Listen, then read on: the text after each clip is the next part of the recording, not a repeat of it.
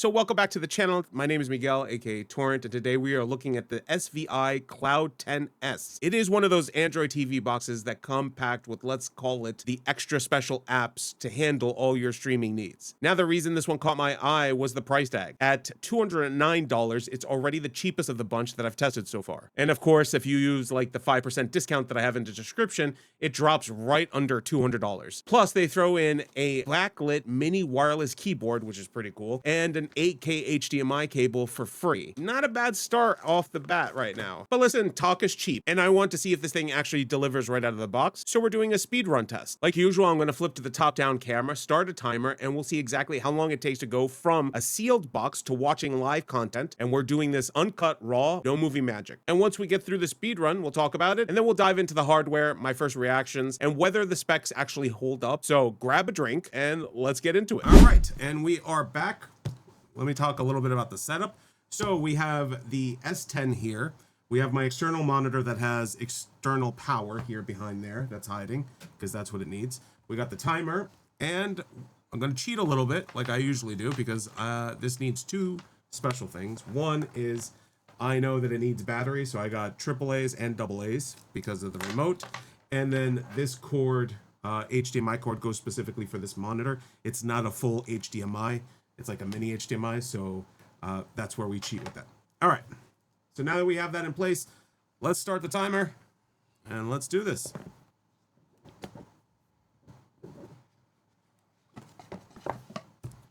Okay.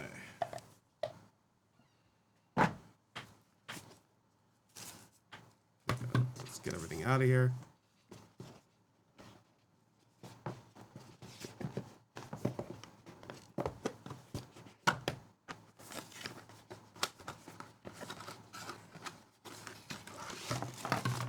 I gotta say, right off the bat, the packaging is so much nicer than these other guys. So we need this. Is that USB-C? Oh my God! Tell me they did USB-C. And this cable is so nice. All right. Let me not get distracted. But that cable's, look at that. This is an HDMI cable that looks so nice. And this is USB-C. That is phenomenal. All right, we got the remote. Listen, I'm totally digging the white for whatever reason. Let's take that out. All right, let's get this out of here. Put that to the side. Let's do the remote really quick.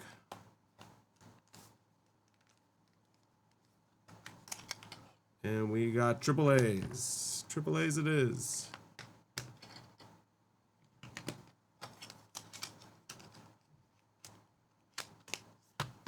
That to the side.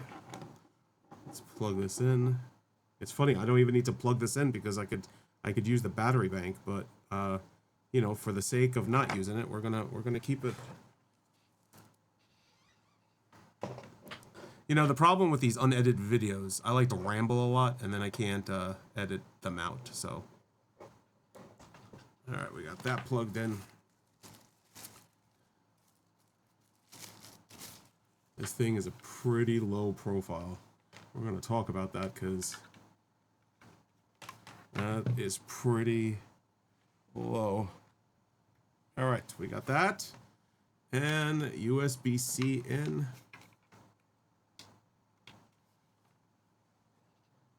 There we go. We got power. We got power. All right. That's still going. All right, let's see. While that's booting up, I actually want to include this. So let's see while that's booting up. I've mentioned in a couple of my other videos that if I had this, that it would have been so much easier to set up. All right, press and hold for 3 seconds. So plus, up and down.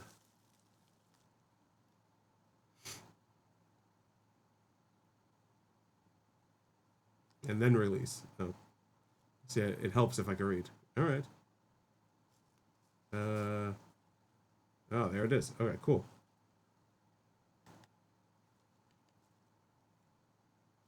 All right, so let's go down to next. We want to pick, we have a whole bunch of cities. Obviously, we want to pick the United States.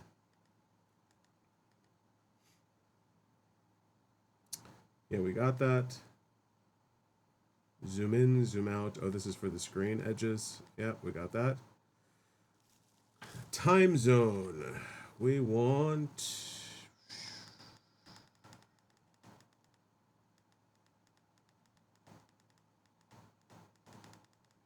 Gotta find New York.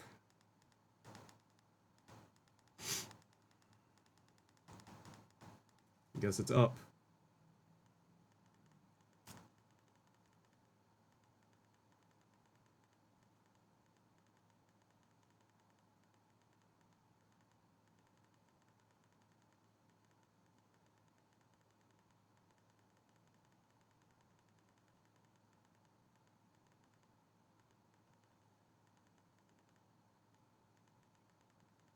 Like, really up.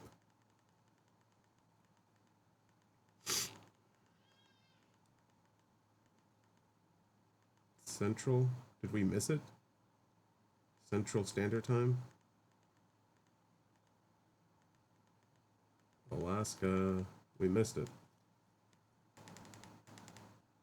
Central Eastern Standard Time. There we go. Yeah, that's fine. No, I want month, day, year. Month, day, year. Yep. Do that. Set up with Wi-Fi. All right.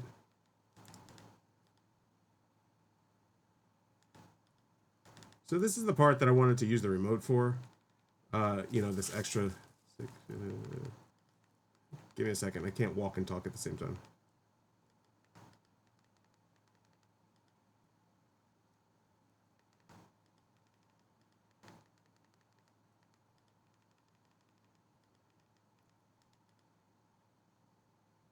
Yeah, I wanted to use this.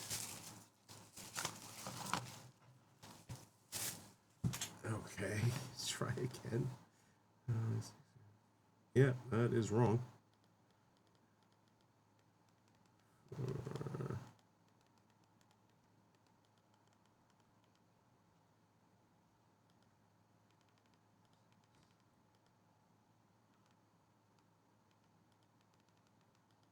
Yeah. There we go. I gotta tell you that so far the box is pretty responsive. It doesn't feel like it's lagging any sort of way.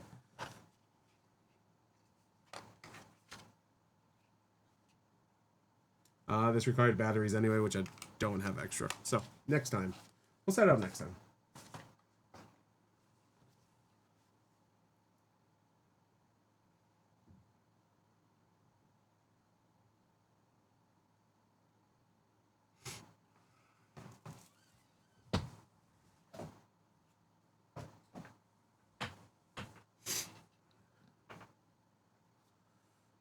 All right.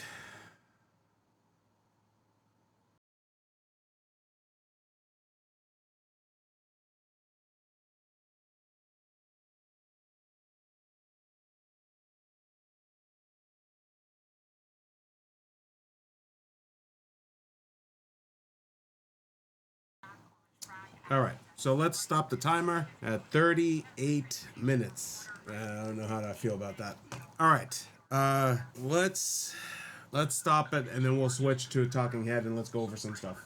Okay, now with the speed test out of the way, let's take a step back and look at the actual hardware, what was inside the box. You get the SVICLOUD 10S unit, got a very nice low profile. Alongside that, they included this HDMI cable. However, it's a nice touch that it's flat. Also, it's a nice touch that it's white and matches the unit. Type-C AC power adapter, which I absolutely loved, the Type-C adapter. That was a very nice touch. And then you have their Bluetooth voice remote, which is programmable. And then the user manual. So you also get the backlit mini wireless keyboard and a beefier 8K cable. I have to say that this is incredibly cool. There's been numerous of times that I've used these boxes and having a little keyboard like this actually comes in handy. So listen, as for the box itself, clean white design. Moving around the unit, we have USB power, we have the Type-C power input. We have two USB 2.0s, one here and one here on the side. These are Type A ports. You have your HDMI port. You have a dedicated RJ45 Ethernet jack for a hardwired connection. And then you have the optical port for audio. Now let's talk about what's under the hood. So the 10S is powered by a 64-bit quad-ARM Cortex-A35 processor. It is paired with 2 gigabytes of RAM, 32 gigabytes of internal storage. It's not a powerhouse by any stretch, but to be fair, it's built purely for streaming, not really anything else. For connectivity, it features a dual band 2.4 and 5 gigahertz Wi-Fi, plus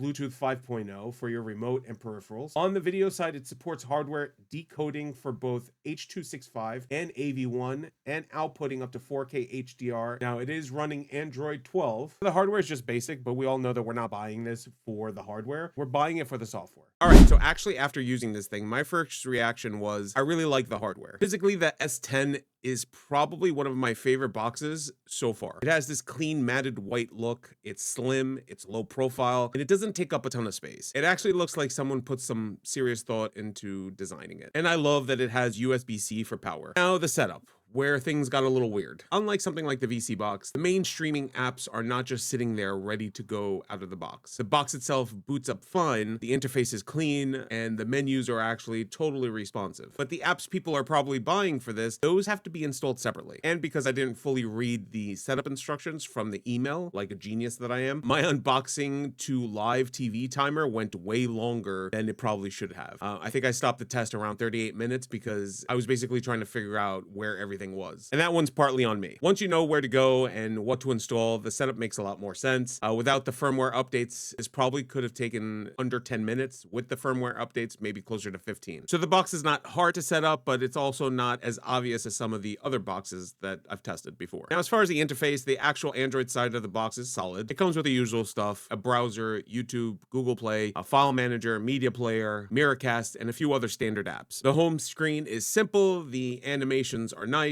and the whole thing has this very clean, friendly feel to it. There's definitely a different design language here compared to the more generic boxes, and the remote works fine. The menus feel quick, and overall, I didn't have any major complaints about the responsiveness. Now let's talk about Yogurt TV, which is the main app for live TV, movies, sports, and general content. Now this is where the personality of this box really starts to show. So after using it, it became pretty obvious that this box is not mainly built for typical American cable replacement crowd. This feels more geared towards overseas Asian communities, especially people who want access to their content from places like Taiwan, mainland China, Hong Kong, Japan, Korea, India, Indonesia, Vietnam, Thailand, and the Philippines. There is a USA section, and yes, there are American channels in there, but Western content isn't really the main focus of this box. The live TV section is split by region, and there are categories for sports, news, movies, kids, documentaries, food, and more. So the USA section has around 129 channels when I checked, but once you start browsing around, you can tell that the bigger strength of this box is international content. And honestly, once I stopped looking at it like a normal American streaming box, I started to appreciate it a lot more. You know, at first I was sitting here in New York thinking, okay, what exactly am I supposed to do with this thing? And then it kind of clicked. The box makes more sense for someone living outside of their home country who still wants access to channels, movies, shows, and stuff that they grew up with. So if you're Chinese, Taiwanese, Japanese, Korean, Vietnamese, Indonesia, Filipino, Indian, or just someone connected to those cultures, this box has a very obvious appeal. It's not just another random streaming box. It feels like it was built for people who want that connection to back home. And in a country like the US, where so many people are from somewhere else, that actually makes kind of good sense. Now, the movie section is also heavily international. There are Western movies in there, but again, they're not really the star of the show. And a lot of the content leans towards Asian, with categories for places like mainland China, Hong Kong, Taiwan, Japan, Korea, India, Thailand, Malaysia, Singapore, and more. Everything I tested loaded fine. I was able to browse, open content, play things without major issues. Obviously, anything shown on the screen was blurred where it needed to be, and I'm not here to verify or to endorse content sources. I'm just testing the box and reporting what it does. Now, there is one section that actually kind of stood out to me, and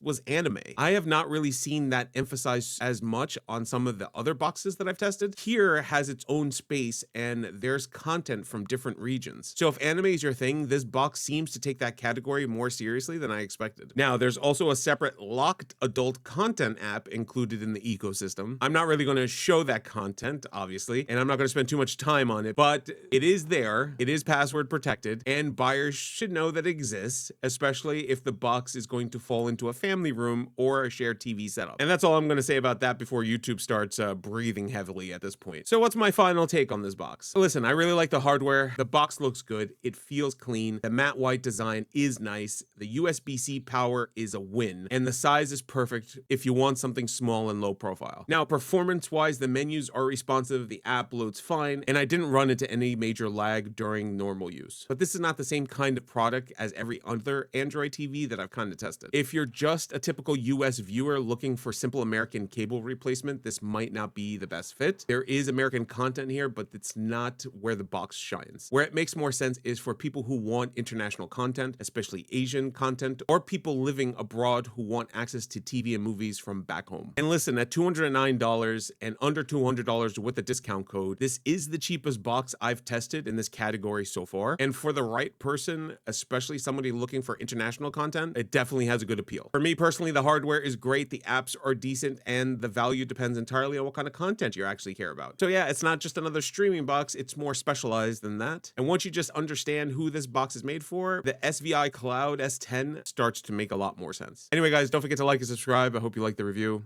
and take care.